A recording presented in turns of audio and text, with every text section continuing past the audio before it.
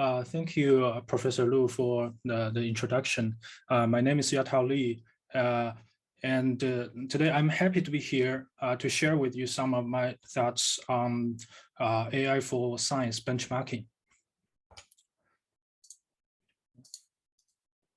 In this talk, I'll first give an overview of the field of AI for science, and then I will try to lay down some formal definition for scientific AI benchmarking.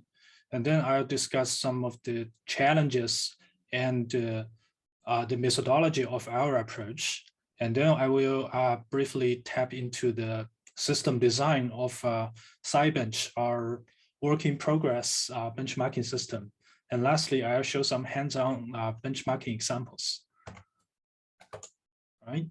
So you probably know that AI wave is propagating pretty fast into scientific research communities where researchers are using AI to improve their existing computing pipelines. And here I'm listing a few paradigms of how we can use AI in various tasks.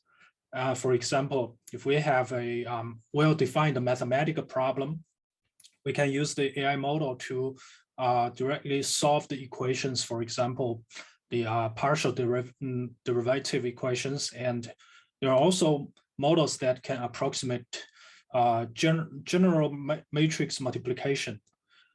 And for pattern matching, it's quite like the traditional computer science workload.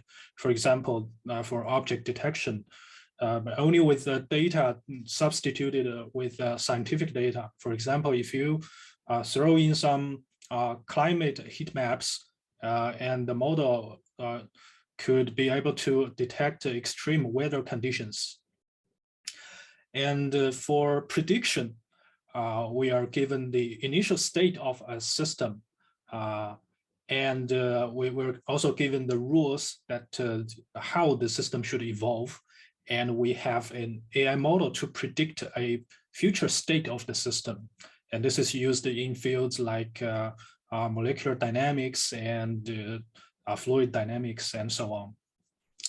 And for artifact enhancement, we have sensors collecting scientific data, and we want the model to improve the data quality, like to increase the signal to noise ratio, like denoising the astronomy images and so on. And for control, we have not only sensors, but also actuators like motors and heaters and something like that. And we want an AI model to use the actuator to drive the reading of the sensor into the desired values. And for hypothesis and confirmation, we want the model to propose a theory or equation that can best describe the observed data. This is conventionally done by techniques such as symbolic regression, but now there are emerging machine learning based techniques such as a neural symbolic machine, right? To clarify a bit of what's going to be benchmarked, here I split the scientific tasks into two categories. The first is a creative scientific task, which is mostly open-ended. Say you have proposed a new problem to solve, or you are giving some new vision to an existing field. These are hard to quantify. But on the other hand, we have what I call tractable scientific tasks, which can be computationally verifiable via a metric, or in machine learning, what we call loss function, right? And in this work, we just focus on the tractable scientific tasks. Right. And traditionally, the AI for science is divided into vertical fields, and each community has its own topics and develop their specific AI techniques for them. But there aren't a lot of cross-references, and these research communities become isolated research islands. But in our view, we think AI for science and benchmarking should be unified, where we have some research problems which can be aligned with some tractable scientific tasks, which will further depend on a shared pool of generic AI components. Okay, next, the definition of AI benchmarking. And our goal is to evaluate an AI method applied to a scientific task based on well-defined metrics. And we can see here from the figure that the scientific task defines how we train and test the AI model, which further determines the objective function and the performance metrics of the workflow. So it is crucial to have some proper problem definition for scientific tasks. And for AI-based workflows, you want to train and test the model. It all boils down to data generation. And on the other hand, for benchmarking, we need our benchmarking tests to match typical workloads. And therefore, combining them together, the definition of scientific task concerns how a task generate training or testing data that best match the problem space. Here I list 3 ways of covering the problem space. The first, for pure math problems, we can define the problem class and enumerate in parameters from the problem space directly. And second, there are problems where we not only have math definitions, but also physical constraints. For example, if you want to do molecular dynamics simulation, you want to put in some atoms, and the atoms are numbered as integers, and these integers normally just, won't go up to hundreds, right? So we have a math definition and some and a problem setting that comply to certain constraints. And third, there are also problems where we don't have a clear math definition, and we're only interested in a narrow subspace in the problem space. For example, if we have climate heat maps, we don't have the exact math definition of what is a climate image, right? We don't have a closed form, but we can cover the problem space by having a data set that enumerates the problem instances case by case. This we call the defined by problem case. And to evaluate a computation method in a scientific task, we will need the metrics, and different research communities have different interests. And for research fields with a huge volume of data, we can focus on testing the throughput of the method. And on the contrary, in some fields, data is scarce, so we can focus on testing the sample efficiency. And also for fields like molecular dynamics, there are very precise but expensive computation methods. And we use AI model only to speed up the computation with some acceptable error. And then we can focus on the cost error ratio. And in summary, we need to make a compromise between different objective functions and performance metrics based on the interest of each scientific research community. Now, the challenges and our methodology. As we discussed, there are a lot of different scientific tasks, different metrics, AI models, and so on. So the challenge is to build an inclusive and interconnecting environment for all the relevant research efforts, and to follow the FAIR principle, that is findability, accessibility, interoperability, and reuse.